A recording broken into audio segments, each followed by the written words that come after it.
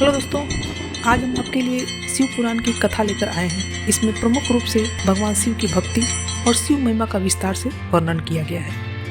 भगवान शिव सहज रूप से ही प्रसन्न हो जाने वाले और मनोवांछित फल देने वाले हैं। आइए हम इनकी कथा को विस्तार से सुनें।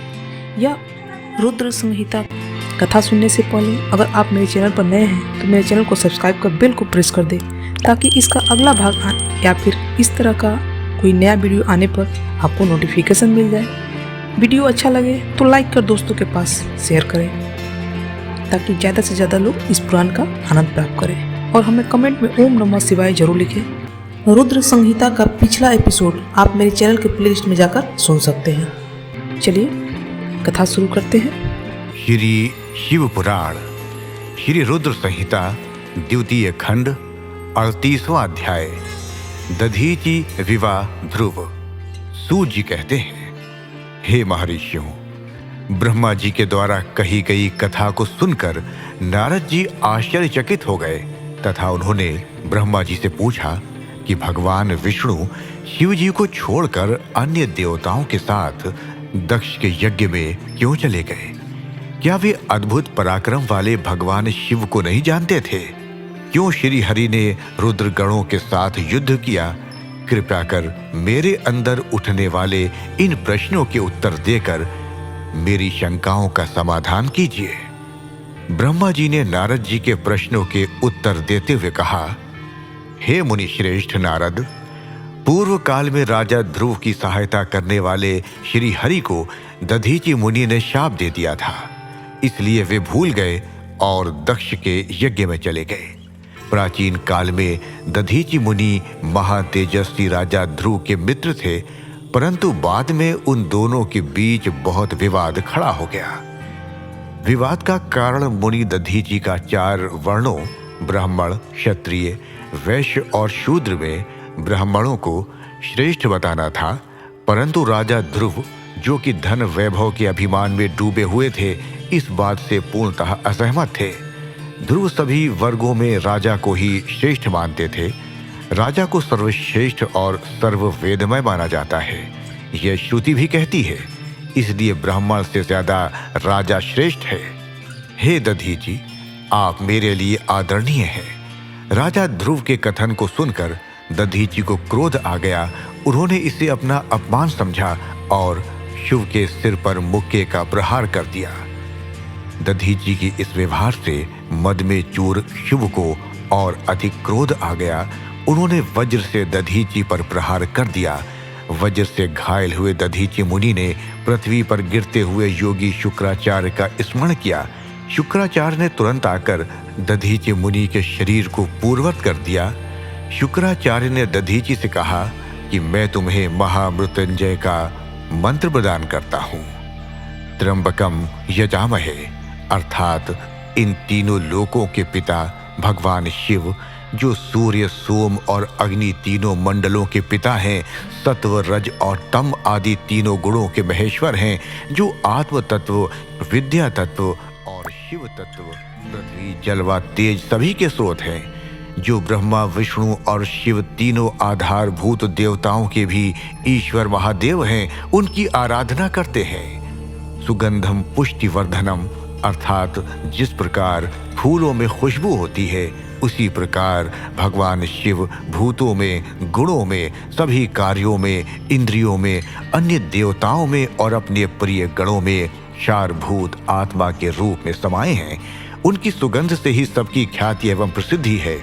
पुष्टिवर्धनम, अर्थात वे भगवान शिव ही प्रकृति का पोषण करते हैं।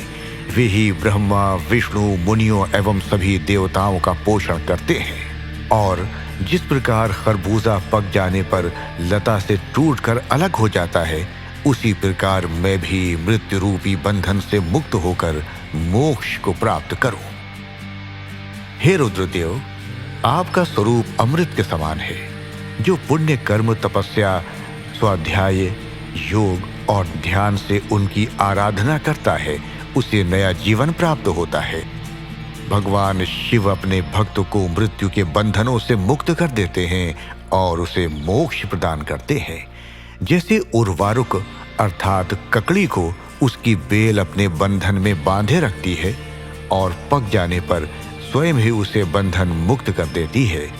ये महामृत्युंजय मंत्र संजीवनी मंत्र है। तुम नियम पूर्वक भगवान शिव का स्मरण करके इस मंत्र का जाप करो। इस मंत्र से अभिमंत्रित जल को पियो। इस मंत्र का जाप करने से मृत्यु का भय नहीं रहता। इसके विधिवत पूजन करने से भगवान शिव प्रसन्न होते हैं। वे सभी कार्यों की सिद्धि करते हैं तथा सभी बंधनों से मुक्त कर मोक्ष प्रदान करते हैं। ब्रह्मा जी बोले, नारद, दधीचि मुनि को इस प्रकार उपदेश देकर शुक्राचार्य अपने निवास पर चले गए। उनकी बातों का दधीचि मुनि पर बड़ा प्रभाव पड़ा और वे भगवान शिव का स्मरण कर उन्हें प्रसन्न करने के लिए तपस्या करने वन में चले गए। वन में उन्होंने प्रेम पूर्वक भगवान शिव का चिंतन करते हुए उनकी तपस्या आरंभ कर दी। दीर्घ काल तक वे महामृत्युंजय मंत्र का जाप करते रहे। उनकी इस निस्वार्थ भक्ति से भक्त वत्सल भगवान शिव प्रसन्न होकर उनके सामने प्रकट हो गए। दधीचि ने दोनों हाथ जोड़कर शिव जी को प्रणाम किया। उन्होंने महादेव जी की बहुत स्तुति की। शिव ने कहा, मुनि शेष दधीचि, मैं तुम्हारी इस उत्तम आराधना से बहुत प्रसन्न हुआ हूं। तुम वर मांगो, मैं तुम्हें मनोवांछित वस्तु प्रदान करूंगा। ये सुनकर दधीचि हाथ जोड़े नतमस्तक होकर कहने लगे, हे देवाधिदेव करुणानिधान महादेव जी, अगर आप मुझ पर प्रसन्न हैं तो कृपा कर मुझे 3 वर प्रदान करें। पहला ये कि मेरी अस्थियां वज्र के समान हो जाएं। दूसरा, कोई मेरा वध न कर सके, अर्थात मैं हमेशा अवध्य रहूं। और तीसरा कि मैं हमेशा अधीन रहूं, कभी दीन न होऊं। शिव जी ने तथास्तु कहकर 3 वर दधीचि को प्रदान कर दिए। तीनों मनचाहे वरदान मिल जाने पर दधीचि मुनि बहुत प्रसन्न थे। वे आनंद मग्न होकर राजा शिव के स्थान की ओर चल दिए। वहां पहुंचकर दधीचि ने शिव के सिर पर लात मारी। शिव विष्णु जी का परम भक्त था। राजा होने के कारण वह भी अहंकारी था। उसने क्रोधित होकर तुरंत दधीचि पर वज्र से प्रहार कर दिया, परंतु शिव के प्रहार से दधीचि मुनि का बाल भी बाका न हुआ। ये सब महादेव जी के वरदान से ही हुआ था। ये देखकर शिव को बड़ा आश्चर्य हुआ। तब उसने वन में जाकर इंद्र के भाई मुकुंद की आराधना शुरू कर दी। तब विष्णु जी ने प्रसन्न होकर शिव को दिव्य दृष्टि प्रदान की। शिव ने विष्णु जी को प्रणाम कर उनकी भक्ति भाव से स्तुति की। तत्पश्चात शिव बोले, भगवान मुनिश्रेष्ठ दधीचि पहले मेरे मित्र थे, परंतु बाद में हम दोनों के बीच में विवाद उत्पन्न हो गया। दधीचि ने परम पूजनीय भगवान शिव की तपस्या महामृत्युंजय मंत्र से कर उन्हें प्रसन्न किया तथा अवध्य रहने का वरदान प्राप्त कर लिया। तब उन्होंने मेरी राजसभा में मेरे समस्त दरबारियों के बीच मेरा घोर अपमान किया। उन्होंने सबके सामने मेरे मस्तक पर अपने पैरों से आघात किया। साथ ही उन्होंने कहा कि मैं किसी से नहीं डरता। भगवान मुनि दधीचि को बहुत घमंड हो गया है। ब्रह्मा जी बोले, नारद, जब श्री हरि को इस बात का ज्ञान हुआ कि दधीचि मुनि को महादेव जी द्वारा अवध्य होने का आशीर्वाद प्राप्त हुआ है, तो वे कहने लगे कि शिव महादेव जी के भक्तों को कभी भी किसी प्रकार का भी भय नहीं होता है। यदि मैं इस विषय में कुछ करूं तो दधीचि को बुरा लगेगा और वे शाप भी दे सकते हैं। उन्हीं दधीचि के शाप से दक्ष यज्ञ में मेरी शिव जी से पराजय होगी। इसलिए मैं इस संबंध में कुछ नहीं करना चाहता, परंतु ऐसा कुछ जरूर करूंगा जिससे आपको विजय प्राप्त हो। भगवान विष्णु के ये वचन सुनकर राजा चुप हो गए। 39वां अध्याय। दधीचि का शाप और शिव पर अनुग्रह। ब्रह्मा जी बोले, नारद, श्री हरि विष्णु अपने प्रिय भक्त राजा शिव के हितों की रक्षा के लिए एक दिन ब्राह्मण का रूप धारण करके दधीचि मुनि के आश्रम में पहुंचे। विष्णु जी भगवान शिव की आराधना में मग्न रहने वाले ब्रह्म ऋषि दधीचि से बोले कि हे प्रभु, मैं आपसे एक वर मांगता हूं। दधीचि श्री विष्णु को पहचानते हुए कहने लगे, मैं समझ गया हूं कि आप कौन हैं और क्या चाहते हैं, इसलिए मैं आपसे क्या कहूं। हे श्री हरि विष्णु, आप ये ब्राह्मण का वेश बनाकर आए हैं। आप ब्राह्मण वेश का त्याग कर दें। लज्जित होकर भगवान विष्णु अपने असली रूप में आ गए और महामुनि दधीचि को प्रणाम करके बोले कि हे महामुनि, आपका कथन पूर्णतया सत्य है। मैं ये भी जानता हूं कि शिव भक्तों को कभी भी किसी भी प्रकार का कोई भी भय नहीं होता है, परंतु आप सिर्फ मेरे कहने से राजा शिव के सामने ये कह दें कि आप राजा शिव से डरते हैं। श्री विष्णु की ये बात सुनकर दधीचि हंसने लगे। हंसते हुए बोले कि भगवान शिव की कृपा से मुझे कोई भी डरा नहीं सकता। जब कोई वाकई मुझे डरा नहीं सकता तो मैं क्यों झूठ बोलकर पाप का भागी बनूं? दधीचि मुनि के इन वचनों को सुनकर विष्णु को बहुत अधिक क्रोध आ गया। उन्होंने मुनि दधीचि को समझाने की बहुत कोशिश की। सभी देवताओं ने श्री विष्णु जी का भी साथ दिया। भगवान विष्णु ने दधीचि मुनि को डराने के लिए अनेक गण उत्पन्न कर दिए, परंतु दधीचि ने अपने सत से उनको भस्म कर दिया। तब विष्णु जी ने वहां अपनी मूर्ति प्रकट कर दी। ये देखकर दधीचि मुनि बोले, हे श्री हरि, अब अपनी माया को त्याग दीजिए। आप अपने क्रोध और अहंकार का त्याग कर दीजिए। आपको मुझ में ही ब्रह्मा रुद्र सहित संपूर्ण जगत का दर्शन हो जाएगा। मैं आपको दिव्य दृष्टि प्रदान करता हूं। तब विष्णु जी को दधीचि मुनि ने अपने शरीर में पूरे ब्रह्मांड के दर्शन करा दिए। तब विष्णु जी का क्रोध बढ़ गया। उन्होंने चक्र उठा लिया और महर्षि को मारने के लिए आगे बढ़े, परंतु बहुत प्रयत्न करने पर भी चक्र आगे नहीं चला। ये देखकर दधीचि हंसते हुए बोले कि हे श्री हरि, आप भगवान शिव द्वारा प्रदान किए गए इस सुदर्शन चक्र से उनके ही प्रिय भक्त को मारना चाहते हैं, तो भला ये चक्र क्यों चलेगा?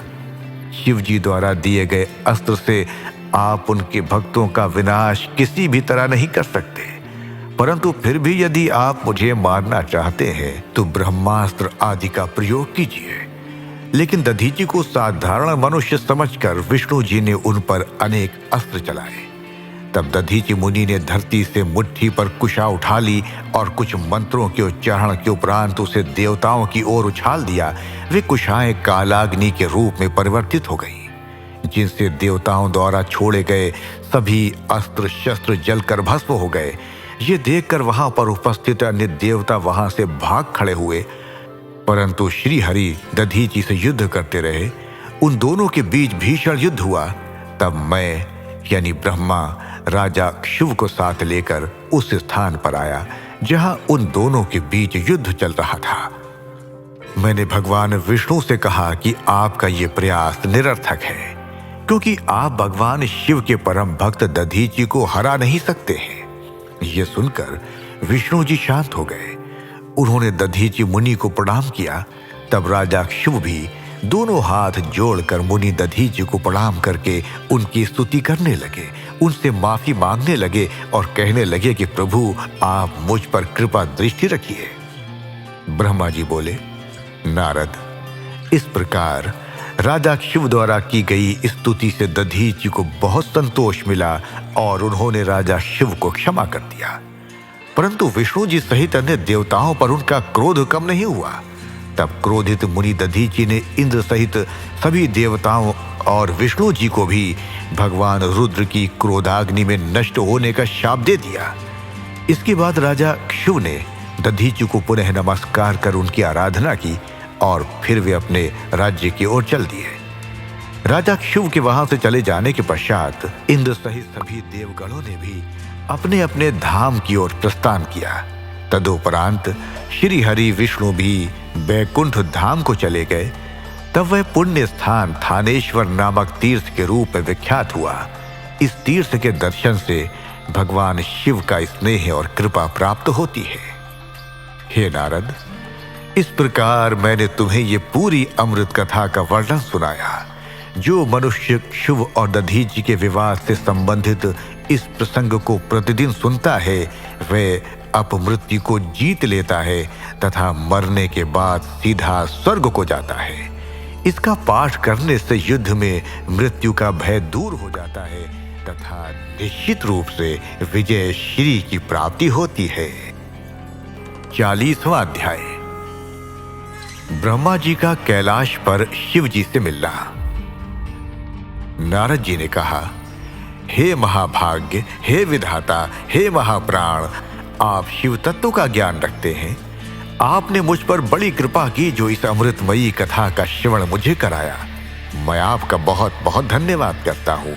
हे प्रभु, अब मुझे ये बताइए कि जब वीरभद्र ने दक्ष के यज्ञ का विनाश कर दिया और उनका वध करके कैलाश पर्वत को चले गए, तब क्या हुआ? ब्रह्मा जी बोले, हे मुनि श्रेष्ठ नारद, जब भगवान शिव द्वारा भेजी गई उनकी विशाल सेना ने यज्ञ में उपस्थित सभी देवताओं और ऋषियों को पराजित कर दिया और उन्हें पीट पीट कर वहां से भाग जाने को मजबूर कर दिया, तो वे सभी वहां से भागकर मेरे पास आ गए। उन्होंने मुझे प्रणाम करके मेरी स्तुति की तथा वहां का सारा वृतांत मुझे सुनाया। तब अपने पुत्र दक्ष की मुझे बहुत चिंता होने लगी और मेरा दिल पुत्र शोक के कारण व्यथित हो गया। तत्पश्चात मैंने श्री हरि का स्मरण किया और अन्य देवताओं और ऋषि मुनियों को साथ लेकर बैकुंठ लोक गया। वहां उन्हें नमस्कार करके हम सभी ने उनकी भक्ति भाव से स्तुति की।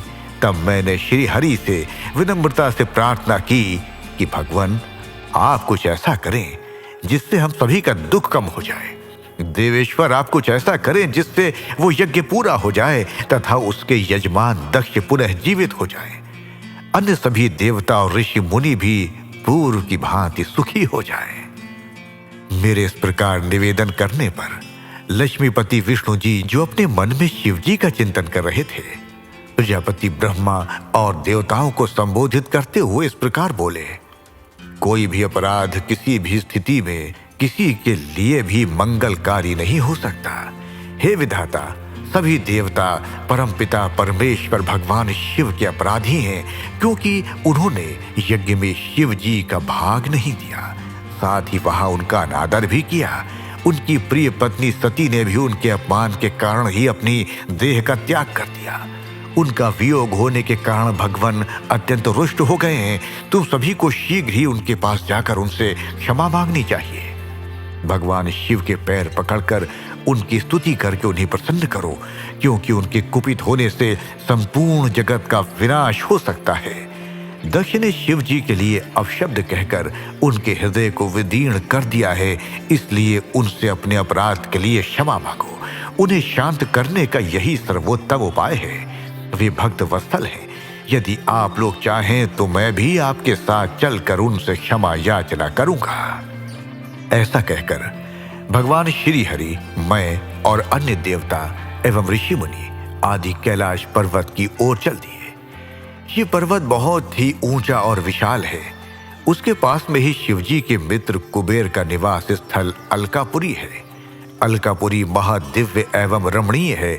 वहां चारों ओर सुगंध फैली थी। अनेक प्रकार के पेड़ पौधे शोभा पा रहे थे। उसी के बाहरी भाग में परम पावन नंदा और अलकनंदा नामक नदियां बहती हैं। इनका दर्शन करने से मनुष्य को सभी पापों से मुक्ति मिल जाती है। हम लोग अलकापुरी से आगे उस विशाल वट वृक्ष के पास पहुंचे, जहां दिव्य योगियों द्वारा पूजित भगवान शिव विराजमान थे। वे वट वृक्ष 100 योजन ऊंचा था तथा उसकी अनेक शाखाएं 75 योजन तक फैली हुई थीं। वे परम पावन तीर्थ स्थल है, जहां भगवान शिव अपनी योगाराधना करते हैं। उस वट वृक्ष के नीचे महादेव जी के चारों ओर उनके गण थे और यज्ञों के स्वामी कुबेर भी बैठे थे। तब उनके निकट पहुंचकर विष्णु आदि समस्त देवताओं ने अनेकों बार नमस्कार कर उनकी स्तुति की। उस समय शिव जी ने अपने शरीर पर भस्म लगा रखी थी और वे कुशासन पर बैठे थे और ज्ञान का उपदेश वहां उपस्थित गणों को दे रहे थे। उन्होंने अपना बायां पैर अपनी दाईं जांघ पर रखा था और बाएं हाथ को बाएं पैर पर रख रखा था। उनके दाएं हाथ में रुद्राक्ष की माला थी। भगवान शिव के साक्षात रूप का दर्शन कर विष्णु जी और सभी देवताओं ने दोनों हाथ जोड़कर अपने मस्तक को झुकाकर दया सागर परमेश्वर शिव से क्षमा याचना की और कहा कि हे प्रभु, आपकी कृपा के बिना हम नष्ट भ्रष्ट हो गए हैं, अतः प्रभु आप हम सब की रक्षा करें। भगवान, हम आपकी शरण में आए हैं, हम पर अपनी कृपा दृष्टि बनाए रखें। इस प्रकार सभी देवता व ऋषि मुनि भगवान शिव का क्रोध कम करने और उनकी प्रसन्नता के लिए प्रार्थना करने लगे। 41वां अध्याय, शिव द्वारा दक्ष को जीवित करना। देवताओं ने महादेव जी की बहुत स्तुति की और कहा, भगवान, आप ही परम ब्रह्मा हैं और इस जगत में सर्वत्र व्याप्त हैं। आप मृत्युंजय हैं। चंद्रमा, सूर्य और अग्नि आपकी 3 आंखें हैं। आपके तेज से ही पूरा जग प्रकाशित है। ब्रह्मा, विष्णु, इंद्र और चंद्र आदि देवता आपसे ही उत्पन्न हुए हैं। आप ही संसार का पोषण करते हैं। भगवान, आप करुणामय हैं। आप ही दुष्टों का संहार करते हैं। प्रभु, आपकी आज्ञा अनुसार अग्नि जलाती है और सूर्य अपने तपन से झुलसाता है। मृत्यु आपके भय से कांपती है। हे करुणा निधान, जिस प्रकार आज तक आपने हमारी हर विपत्ति से रक्षा की है, उसी प्रकार हमेशा अपनी कृपा दृष्टि बनाए। भगवान, हम अपनी सभी गलतियों के लिए आपसे क्षमा मांगते हैं। आप प्रसन्न होकर यज्ञ को पूर्ण कीजिए तथा यजमान दक्ष का उद्धार कीजिए। वीरभद्र और महाकाली के प्रहारों से घायल हुए सभी देवताओं व ऋषियों को आरोग्य प्रदान करें। उन सभी की पीड़ा को कम कर दें। हे शिव जी, आप प्रजापति दक्ष के अपूर्ण यज्ञ को पूर्ण कर दें और दक्ष को पुनर्जीवित कर दें। भग ऋषि को उनकी आंखें, पूषा को दांत प्रदान करें। साथ ही जिन देवताओं के अंग नष्ट हो गए हैं उन्हें ठीक कर दें। आप सभी को आरोग्य प्रदान करें। हम आपको यज्ञ में भाग देंगे। ऐसा कहकर हम सभी देवता त्रिलोकीनाथ महादेव के चरणों में लेट गए। पूरा हमारी स्तुति और अनुनय विनय से भक्त वत्सल भगवान शिव प्रसन्न हो गए। शिव जी बोले, हे ब्रह्मा श्री हरि विष्णु, आपकी बातों को मैं हमेशा मानता हूं, इसलिए आपकी प्रार्थना को मैं नहीं टाल सकता। परंतु मैं ये बताना चाहता हूं कि दक्ष के यज्ञ का विध्वंस मैंने नहीं किया है। उसके यज्ञ का विध्वंस इसलिए हुआ क्योंकि वो हमेशा दूसरों का बुरा चाहता है, उनसे द्वेष रखता है। परंतु जो दूसरों का बुरा चाहता है उसका ही बुरा होता है। अतः हमें कोई भी ऐसा कार्य नहीं करना चाहिए जिससे किसी को कष्ट हो। तुम्हारी प्रार्थना से मैंने तुम्हें क्षमा कर दिया है और तुम्हारी विनती मानकर मैं दक्ष को जीवित कर रहा हूं। परंतु दक्ष का मस्तक अग्नि में जल गया है, इसलिए उनके सिर के स्थान पर बकरे का सिर जोड़ना पड़ेगा। भग सूर्य के नेत्र से यज्ञ भाग को देख पाएंगे तथा पूषा के टूटे हुए दांत सही हो जाएंगे। मेरे गणों द्वारा मारे गए देवताओं के टूटे हुए अंग भी ठीक हो जाएंगे। भृगु की दाढ़ी बकरे जैसी हो जाएगी। सभी अर्धव्यू प्रसन्न होंगे। ये कहकर वेदी के अनुसरणकर्ता परम दयालु भगवान शंकर चुप हो गए। तत्पश्चात मैंने और विष्णु जी सहित देवताओं ने भगवान शिव का धन्यवाद किया। फिर देवऋषियों सहित शिव जी को उस यज्ञ में आने के लिए आमंत्रित कर हम लोग यज्ञ के स्थान पर गए जहां दक्ष ने अपना यज्ञ आरंभ किया था। उसी कनखल नामक यज्ञ क्षेत्र में शिव जी भी पधारे। तब उन्होंने वीरभद्र द्वारा किए गए उस विध्वंस को देखा। स्वाहा, स्वधा, पूषा, तुष्टि, धृति, समस्त ऋषि, पितर, अग्नि व यज्ञ, गंधर्व और राक्षस वहां पड़े हुए थे। कितने ही लोग अपने प्राणों से हाथ धो चुके थे। तब भगवान शिव ने अपने परम पराक्रमी सेनापति वीरभद्र का स्मरण किया। याद करते ही वीरभद्र तुरंत वहां प्रकट हो गए और उन्होंने भगवान शिव को नमस्कार किया। तब शिव जी हंसते हुए बोले कि हे वीरभद्र, तुमने तो थोड़ी सी देर में सारा यज्ञ विध्वंस कर दिया और देवताओं को भी दंड दे दिया। हे वीरभद्र, तुम इस यज्ञ का आयोजन करने वाले दक्ष को जल्दी से मेरे सामने ले आओ। भगवान शिव की आज्ञा पाकर वीरभद्र गए और दक्ष का शरीर वहां लाकर रख दिया, परंतु उसमें सिर नहीं था। दक्ष के शरीर को देखकर शिव जी ने वीरभद्र से पूछा कि दक्ष का सिर कहाँ है। तब वीरभद्र ने बताया कि दक्ष का सिर काटकर उसने यज्ञ की अग्नि में ही डाल दिया था। तब शिवजी के आदेशानुसार बकरे का सिर दक्ष के धड़ में जोड़ दिया गया। जैसे ही शिवजी की कृपा दृष्टि दक्ष के शरीर पर पड़ी, वह जीवित हो गया। दक्ष के शरीर में प्राण आ गए और वह इस प्रकार उठ बैठा जैसे गहरी नींद से उठा हो। उठते ही उसने अपने सामने महादेव जी को देखा। उसने उठकर उन्हें प्रणाम किया और उनकी स्तुति करने लगा। उसके यानी दक्ष के हृदय में प्रेम उमड़ आया और उसके प्रसन्न चित्त होते ही उसका कलुषित हृदय निर्मल हो गया। तब दक्ष को अपनी पुत्री का भी स्मरण हो गया और इस कारण दक्ष बहुत लज्जित महसूस करने लगा।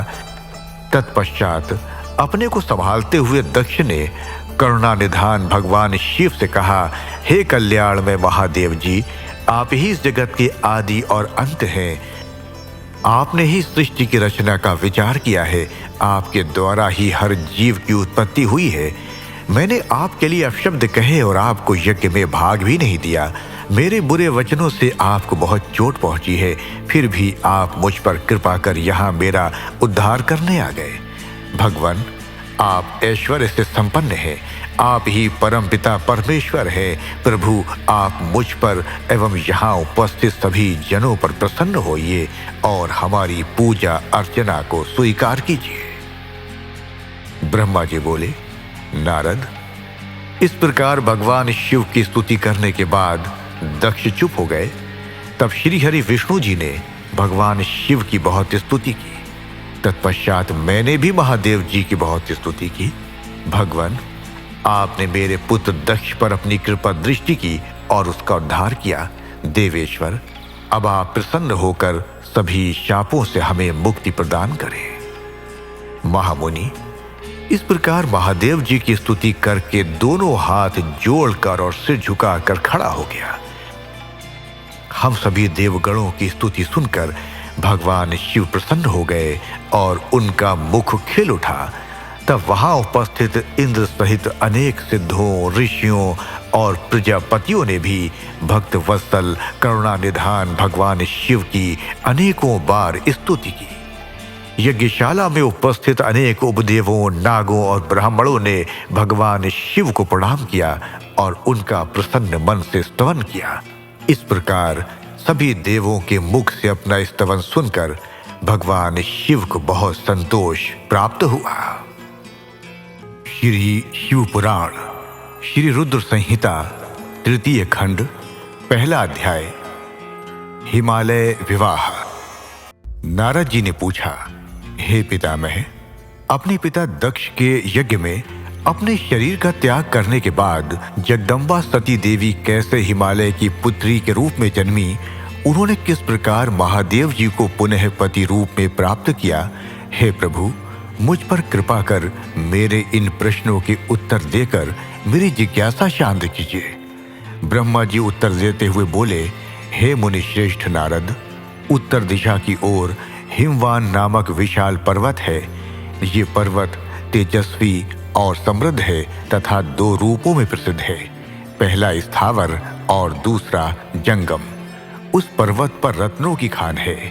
इस पर्वत के पूर्वी और पश्चिमी भाग समुद्र से लगे हुए हैं। हिमवान पर्वत पर अनेक प्रकार के जीव जंतु निर्भय होकर निवास करते हैं।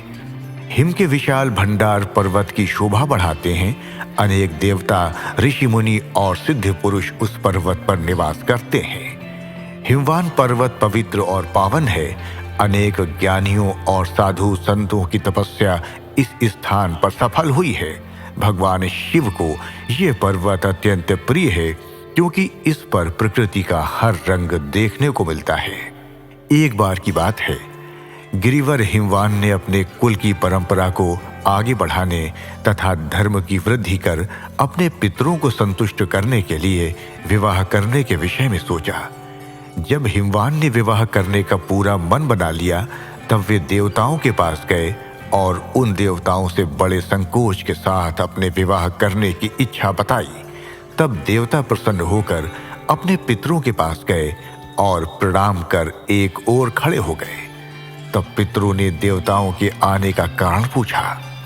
इस पर देवताओं ने कहा, हे पितरों, आपकी सबसे बड़ी पुत्री मैना मंगल स्वरूपिणी है। आप मैना का विवाह गिरिराज हिमवान से कर दें। इस विवाह से सभी को लाभ होगा, सबका मंगल होगा तथा साथ ही हमारे कुल में जन्मी इन कन्याओं में से कम एक तो शाप मुक्त हो जाएगी। तब पितरों ने थोड़ा विचार करने के बाद इस विवाह की स्वीकृति प्रदान कर दी। पितरों ने प्रसन्नता पूर्वक बहुत बड़ा उत्सव रचाया और अपनी पुत्री मैना के साथ हिमवान का विवाह कर दिया। विवाह उत्सव में श्री हरि विष्णु सहित सभी देवी देवता सम्मिलित हुए थे। विवाहोपरांत सभी देवता प्रसन्नता पूर्वक अपने अपने लोक को चले गए। हिमवान भी मैना के साथ अपने लोक को प्रस्थान कर गए। दूसरा अध्याय, पूर्व कथा। नारद जी बोले, हे पितामह, अब आप मैना की उत्पत्ति के बारे में बताइए, साथ ही कन्याओं को दिए शाप के बारे में मुझे बताकर मेरी शंका का समाधान कीजिए। नारद जी के ये प्रश्न सुनकर ब्रह्मा जी मुस्कुराए और बोले, हे नारद, मेरे पुत्र दक्ष की 60,000 पुत्रियां हुई, जिनका विवाह कश्यपादि महर्षियों से हुआ। उनमें स्वधा नाम वाली कन्या का विवाह पितरों के साथ हुआ था। उनकी 3 पुत्रियां हुईं। वे बड़ी सौभाग्यशाली और साक्षात धर्म की मूर्ति थीं। उनमें पहली कन्या का नाम मैना, दूसरी का धन्या और तीसरी का कलावती था। ये तीनों कन्याएं पितरों की मानस पुत्रियां थीं, अर्थात उनके मन से प्रकट हुई थीं। इन तीनों का जन्म माता की कोख से नहीं हुआ था। ये संपूर्ण जगत की वंदनीया हैं। इनके नामों का स्मरण और कीर्तन करके मनुष्य को सभी मनोवांछित फलों की प्राप्ति होती है। ये तीनों सारे जगत में मनुष्य एवं देवताओं से प्रेरित होती हैं। इनको लोक माताएं नाम से भी जाना जाता है। मुनीश्वर, एक बार मैना, धन्या और कलावती तीनों बहनें श्वेत द्वीप में विष्णु जी के दर्शन करने के लिए गईं। वहां बहुत से लोग एकत्रित हो गए थे। उस स्थान पर मेरे पुत्र सनकादिक भी आए हुए थे। सबने विष्णु जी की बहुत स्तुति की। सभी सनकादिक को देखकर उनके स्वागत के लिए खड़े हो गए, परंतु ये तीनों बहनें उनके स्वागत के लिए खड़ी नहीं हुईं। उन्हें शिव जी की माया ने मोहित कर दिया था। तब इन बहनों के इस बुरे व्यवहार से वे क्रोधित हो गए और उन्होंने इन बहनों को शाप दे दिया। सनकादि मुनि बोले कि तुम तीनों बहनों ने अभिमानवश खड़े होकर मेरा अभिवादन नहीं किया, इसलिए तुम सदैव स्वर्ग से दूर हो जाओगी और मनुष्य के रूप में ही पृथ्वी पर रहोगी। तुम तीनों मनुष्यों की ही स्त्रियां बनोगी। तीनों साध्वी बहनों ने चकित होकर ऋषि का वचन सुना। तब अपनी भूल स्वीकार करके वे तीनों सिर झुकाकर सनकादिक मुनि के चरणों में गिर पड़ीं और उनकी अनेकों प्रकार से स्तुति करने लगीं। उन्होंने अनेकों प्रकार से क्षमा याचना की। तीनों कन्याएं मुनिवर को प्रसन्न करने हेतु उनकी प्रार्थना करने लगीं। वे बोली कि हम मूर्ख हैं जो हमने आपको प्रणाम नहीं किया। अब हम पर कृपा कर हमें स्वर्ग को पुनः प्राप्त करने का कोई उपाय बताइए। तब सनकादिक मुनि बोले, हे पितरों की कन्याओं, हिमालय पर्वत हिम का आधार है। तुम में से सबसे बड़ी मैना हिमालय की पत्नी होगी और इसकी कन्या का नाम पार्वती होगा। दूसरी कन्या धन्या राजा जनक की पत्नी होगी और इसके गर्भ से महालक्ष्मी के साक्षात स्वरूप देवी सीता का जन्म होगा। इसी प्रकार तीसरी पुत्री कलावती राजा वृषभानु को पति रूप में प्राप्त करेंगी और राधा की माता होने का गौरव प्राप्त करेंगी। तत्पश्चात मैना व हिमालय अपनी पुत्री पार्वती के वरदान से कैलाश पद को प्राप्त करेंगे। धन्या और उनके पति राजा शीरध्वज जनक देवी सीता के पुण्य स्वरूप के कारण वैकुंठ धाम को प्राप्त करेंगे। वृषभानु और कलावती अपनी पुत्री राधा के साथ गोलोक में जाएंगे। पुण्य कर्म करने वालों को निश्चय ही सुख की प्राप्ति होती है। इसलिए सदैव सत्य मार्ग पर आगे बढ़ना चाहिए। तुम पितरों की कन्या होने के कारण स्वर्ग भोगने के योग्य हो, परंतु मेरा शाप भी अवश्य फलीभूत होगा। परंतु जब तुमने मुझसे क्षमा मांगी है तो मैं तुम्हारे शाप के असर को कुछ कम अवश्य कर दूंगा। धरती पर अवतीर्ण होने के पश्चात तुम साधारण मनुष्यों की भांति ही रहोगी, परंतु विवाह के पश्चात जब तुम्हें संतान की प्राप्ति हो जाएगी और तुम्हारी कन्याओं को यथा योग्य वर मिल जाएंगे और उनका विवाह हो जाएगा, अर्थात तुम अपनी सभी जिम्मेदारियों को पूर्ण कर लोगी, तब भगवान श्री हरि विष्णु के दर्शनों से तुम्हारा कल्याण हो जाएगा। मैना की पुत्री पार्वती कठिन तप के द्वारा शिव की प्राण वल्लभा बनेगी। धन्या की पुत्री सीता दशरथ नंदन श्री रामचंद्र जी को पति रूप में प्राप्त करेगी। कलावती की पुत्री राधा श्री कृष्ण के स्नेह में बंधकर उनकी प्रिया बनेगी। ये कहकर मुनि सनकादि वहां से अंतर्धान हो गए। तत्पश्चात पितरों की तीनों कन्याएं शाप से मुक्त होकर अपने धाम को चली गई। तीसरा अध्याय, देवताओं का हिमालय के पास जाना। नारद जी बोले, हे ब्रह्मा जी, हे महापते, आपने अपने श्री मुख से मैना के पूर्व जन्म की कथा कही जो कि अद्भुत व अलौकिक थी। भगवान, अब आप मुझे ये बताइए कि पार्वती जी मैना से कैसे उत्पन्न हुई और उन्होंने त्रिलोकीनाथ भगवान शिव को किस प्रकार पति रूप में प्राप्त किया। ब्रह्मा जी बोले, हे नारद, मैना और हिमवान के विवाह पर बहुत उत्सव मनाया गया। विवाह के पश्चात वे दोनों अपने घर पहुंचे। तब हिमालय और मैना सुखपूर्वक अपने घर में निवास करने लगे। तब श्री हरि अन्य देवताओं को अपने साथ लेकर हिमालय के पास गए। सब देवताओं को अपने राज दरबार में आया देखकर हिमालय बहुत प्रसन्न हुए। उन्होंने सभी देवताओं को प्रणाम कर उनकी स्तुति की। वे भक्ति भाव से उनका आदर सत्कार करने लगे। वे देवताओं की सेवा करके अपने को धन्य मान रहे थे। मुने हिमालय दोनों हाथ जोड़कर उनके सामने खड़े हो गए और बोले, भगवान, आप सबको एक साथ अपने घर आया देखकर मैं प्रसन्न हूँ। सच कहूँ तो आज मेरा जीवन सफल हो गया है। आज मैं धन्य हो गया हूँ। मेरा राज्य और मेरा पूरा कुल आपके दर्शन मात्र से ही धन्य हो गया है। आज मेरा तप, ज्ञान और सभी कार्य सफल हो गए हैं। भगवान, आप मुझे अपना सेवक समझें और मुझे आज्ञा दें कि मैं आपकी क्या सेवा करूं। मुझे बताइए कि मेरे योग्य क्या सेवा है।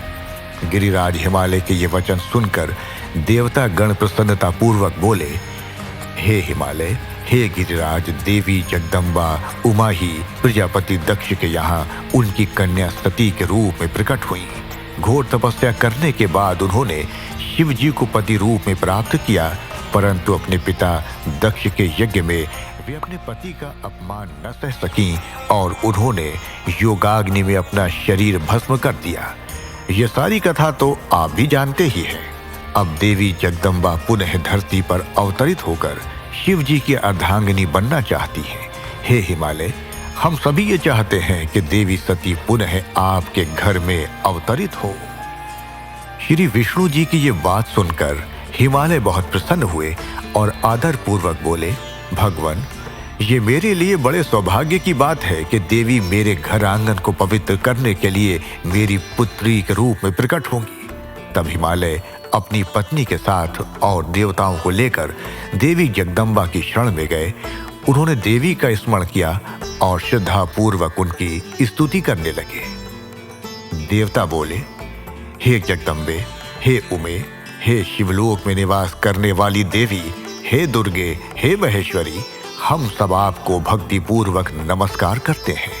आप परम कल्याणकारी हैं। आप पावन और शांति स्वरूप आदि शक्ति हैं। आप ही परम ज्ञानमयी शिवप्रिया जगदम्बा हैं। आप इस संसार में हर जगह व्याप्त हैं। सूर्य की तेजस्वी किरण आप ही हैं। आप ही अपने तेज से इस संसार को प्रकाशित करती हैं। आप ही जगत का पालन करती हैं। आप ही गायत्री, सावित्री और सरस्वती हैं। आप धर्म स्वरूपा और वेदों की ज्ञाता हैं। आप ही प्यास और आप ही तृप्ति हैं। आपकी पुण्य भक्ति भक्तों को निर्मल आनंद प्रदान करती है। आप ही पुण्यात्माओं के घर में लक्ष्मी के रूप में और पापियों के घर में दरिद्रता और निर्धनता बनकर निवास करती हैं। आपके दर्शनों से शांति प्राप्त होती है। आप ही प्राणियों का पोषण करती हैं तथा पंचभूतों के सार तत्व से तत्व स्वरूपा है। आप ही नीति हैं और सामवेद की गीति हैं। आप ही ऋग्वेद और अथर्ववेद की गति हैं। आप ही मनुष्यों के नाक, कान, आँख, मुंह और हृदय में विराजमान होकर उनके घर में सुखों का विस्तार करती हैं। हे देवी जगदम्बा, इस संपूर्ण जगत के कल्याण एवं पालन के लिए हमारी पूजा स्वीकार करके आप हम पर प्रसन्न हो। इस प्रकार जगत जननी सती साध्वी देवी जगदम्बा उमा की अनेकों बार स्तुति करके सभी देवता उनके साक्षात दर्शनों के लिए दोनों हाथ जोड़कर खड़े हो गए। कथा अच्छी लगी हो तो लाइक कर दोस्तों के पास शेयर करें। इस कथा का अगला पिछला भाग सुनने के लिए आप मेरे चैनल के प्लेलिस्ट में जाकर सुन सकते हैं। अगर आप मेरे चैनल पर नए हैं तो मेरे चैनल को सब्सक्राइब का बेल को प्रेस कर दें ताकि इस कथा का अगला एपिसोड जब भी आए आपको नोटिफिकेशन मिल जाए। और हमें कमेंट में ओम नमः शिवाय लिखना नहीं भूलें। धन्यवाद।